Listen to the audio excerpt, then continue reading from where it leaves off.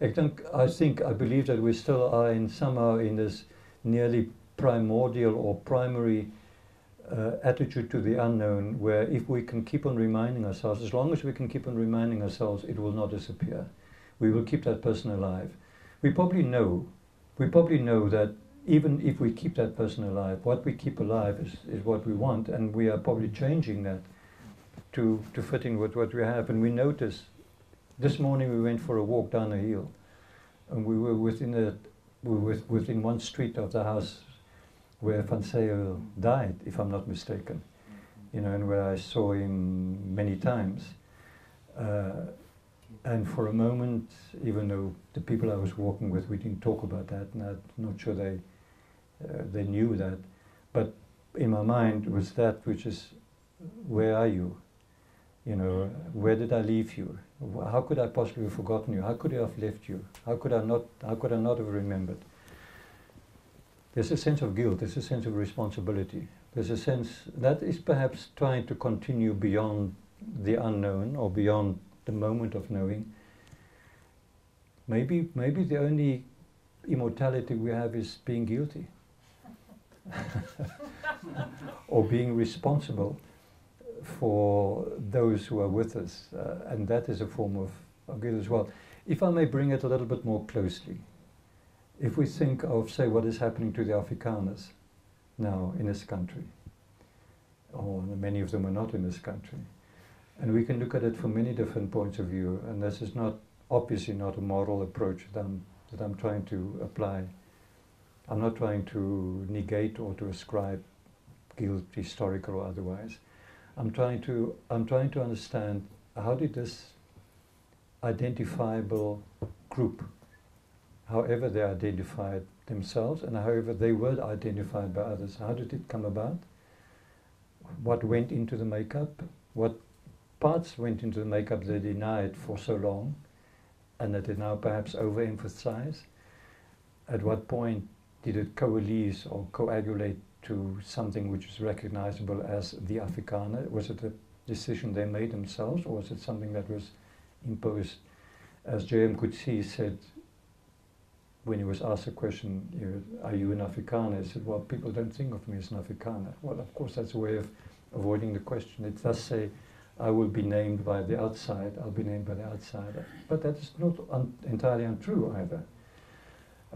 I sense that, for instance, I don't normally react to things as an Afrikaner, but the moment I sense that there's a slight to the Afrikaner, I would feel involved, because then I sense, not out of solidarity, but somehow, since you look at me only as an Afrikaner, I'm going to answer you only as an Afrikaner. And then, of course, dan begin ons beklei, onmiddellik, want dan word ons nog baie plat vloes.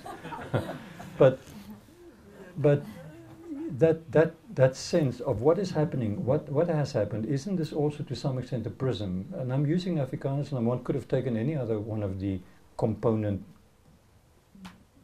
linguistic or cultural groupings in this country. Now as you recognize, I'm skirting with my best politically correct shoes on.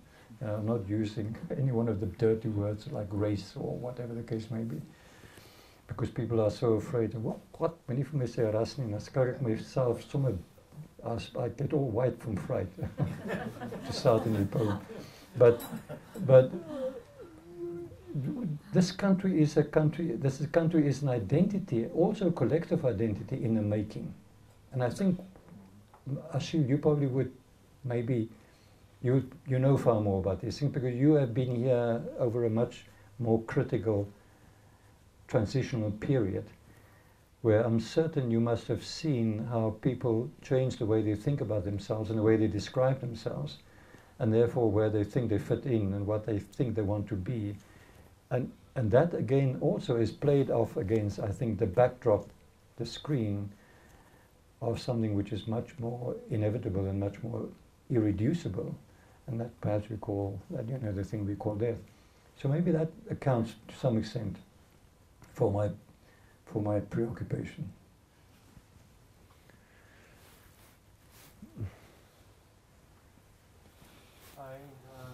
Just a comment on the word vertaling of translation. I actually prefer, I prefer the English actually, with the trance, and almost that, well, definitely a transformation.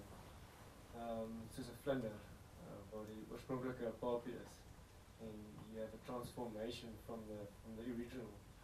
I also liked the way you shrugged in the beginning when you referred to die oorspronklike Afrikaans, want daar's nie 'n ander woord nie, hoe verwys jy daarna? En jy kan nie wegkom van die oorspronklike nie, hoewel dit lankal nie meer die oorspronklike is nie. Dis my interessante waarde. Yeah. You know, I believe very much with Henri Michaud. Il faut faire confiance aux mots, ils savent plus les choses que nous. Words, I'm always fascinated by the knottiness of words, how they carry with them unintentionally perhaps meanings, what we call meaning, allusions or resonances, echoes, which are so irreducible in a sense. And of course, in some languages, these are more closer to us. If we say something in Afrikaans is complicated, as you would in Dutch do, is ingewikkeld. It's literally, is ingewikkeld. Is toegedraaid met iets. It's still wrapped up in something. And the same thing with oorspronkelijke. And I like the way that oorspronkelijke, you know, of course, this is totally, philologists would say you're talking through your hat if you say things like that, but there's oor in daar. There's ear. There's oorspronkelijk, there's oorsprong, it's a jump. Oorspronkelijk, it's the oer, it's a source from where it comes, etc., etc. I was suggesting yesterday that we should have a big slogan somewhere. We're going to use that in the Festival of Poetry. Digters is oorige mense. Now, you know, if you think about that, poets are.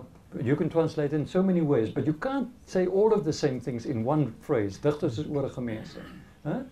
You can also say, well, hulle is useless, hulle is oorskiet, hulle is, you know, they're all ear and no balls, you know, or pantalon, as we say, all pants and no whatever else goes in the pants.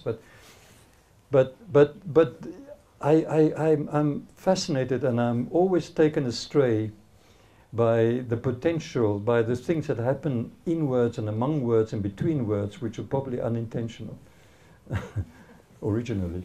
May I suggest that we continue this over dinner? Yeah, let's have dinner, please. But may I read a little bit before we leave? I don't want to finish, but let's go and have dinner, please. I'm sorry I've kept you so long, but I want to.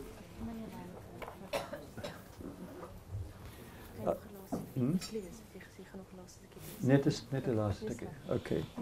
I just want to read because let us bring it back to Mahmoud. I mean, if for nothing else, this is after all. He would be very amused by what we're trying to do here. But okay, be that as it may. I wrote a long thing to him. It's called "The Pity and the Horror." And it was based on an original open letter written to General Sharon. After we returned from the occupied territories, each one of us who went in this delegation had committed ourselves to reacting in some form or other. And mine took the shape of an open letter to Sharon, which was pretty tough in a way. I mean, I've been getting the feedback and the fallout from that ever since. And I've perhaps been rather unfair to Sharon. That's something else that you learn as you get closer and you get more superstitious, how to pull your punches, you know, so you don't get punished too badly by the two angels of death, according to Muslim belief, who will wait to weigh your soul, your darkened soul. But in any case, then after Mahmoud's death, I wrote a long eulogy, if you can call it that, a kind of a klaagsang. And I included parts of the letter, but that's not what I'm going to read. The news of his death brought anguish and a pain that were nearly unbearable. Again, some of us had the luck only a few weeks earlier of listening to him reading his lines in an arena in Arles. The sun was setting, there was a soundless wind in the trees, and from the neighboring streets we could hear the voices of children playing. and for hours we sat on ancient stone seats, spellbound by the depth and the beauty of his poetry. Was it about Palestine? Was it about his people dying, the darkening sky, the intimate relationships with those on the other side of the wall, soldier and guest, exile and love, the return to what is no longer there, the memory of orchards, the dreams of freedom? Yes, like a deep stream, all of these themes were there, of course, since they so constantly informed his verses.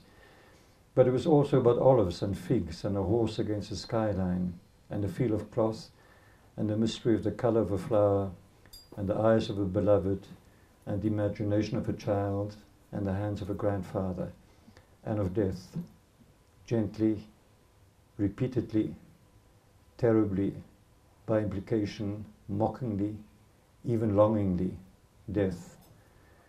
Many of us were petrified. Maybe we sensed. I remember seeing Leila Shahid's downcast eyes and trembling lips, that this was like saying goodbye, like this, on foreign soil. Time stopped there, and the lament was made nearly joyous in the ageless rhythm of the two Palestinian brothers in black on their string instruments, accompanying the words coming to us from the earth and from a light blowing over that distant land. We wanted to weep, and yet there was laughter, and he made it easy for us, and it became festive. Afterwards, I remember we did not want to leave the place. Light had fallen, but we lingered, embracing and holding one another. Strangers looked each other in the eye, fumbled for a few words to exchange some thoughts. How awkward it has become to be moved. I remember thinking how deeply he touched us, how generous he was, and how light. Maybe, had he known, he would have wanted to take leave in this way. No drama, no histrionics, no demagogic declarations, maybe not even much certainty anymore. Despair, yes, and laughter, the dignity and the humbleness of the combatant. And somehow, without us knowing or understanding, his wanting to comfort us. He said he was stripping his verses of everything but the poetry. He was reaching even more profoundly than he'd ever done before for the universally shared fate and sense of being human. Perhaps he was trying to convey that it was now time to remember to die. The next day when we left, when we said goodbye, in that Hotel Noord-Pinus, with its huge posters of corridas and the photos of bullfighters like angels in the intimacy of preparing for walking out into the blinding light, with the sweet smell of death lilies in the foyer, I wanted to kiss his hands, and he refused. Time will pass. There will be eulogies and celebrations. He will be official, a voice of the people. He knew all of that, and he accepted it, and sometimes he gently mocked the hyperbole and the impossible expectations. Maybe the anger will be forgotten. Maybe even the politicians will refrain from trying to steal the light of his complex legacy, his questioning and his doubts, and perhaps some cynics abroad as well would this time not disgust us with the spectacle of their crocodile tears. Mahmoud is gone. The exile is over. He will not have lived to see the end of the suffering of his people, the mothers and the sons and the children who cannot know why they should be born into the horror of this life, the arbitrary cruelty of their dying.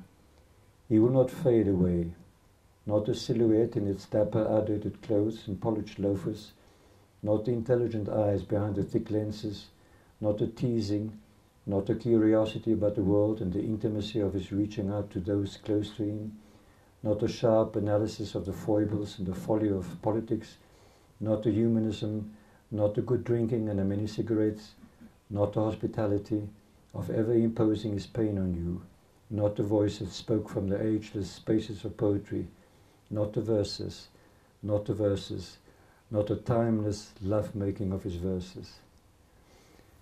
And to conclude, maybe as we cry out for what is lost, we will pause somewhere because we hear a flutter of birds overhead and hold a protecting hand to our eyes, to our blinded eyes, as we search the sky for that darkened rhythm. Dankie.